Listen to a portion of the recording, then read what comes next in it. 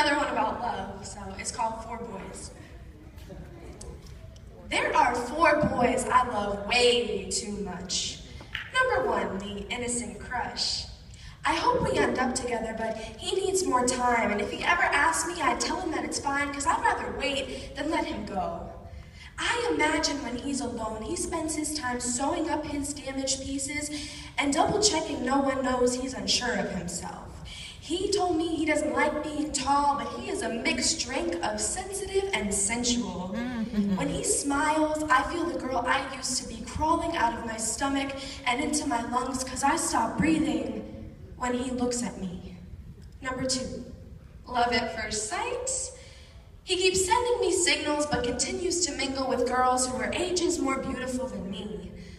I dream of the day he'll hold my hand like the night he held me crying. Flash forward in his room at the peak of innocence and tension. It was the way his fingertips burned as they tickled my sides, the way he pulled me on top of him and stared in my eyes. I really thought he was going to kiss me.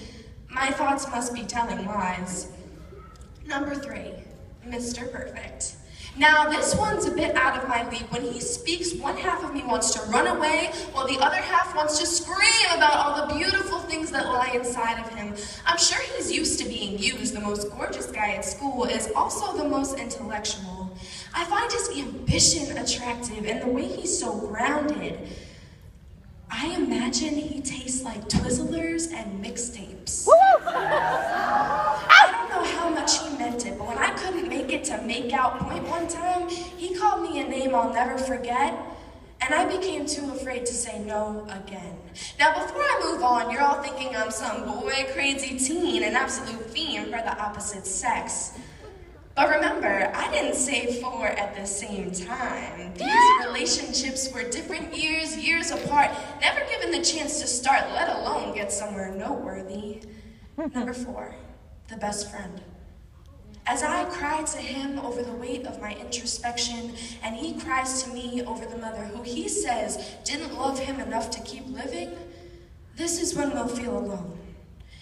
And although I don't know his pain and will never understand, I can still feel alone but want to hold his hand. Lanky and soft-spoken, he is a poet's dream, especially when his poems are about me. My only ever guy best friend. Curse the man who said boys and girls will not stay friends. Now I've told you in detail the boys I dream about at night. And the question is, who wants to be lucky number 5?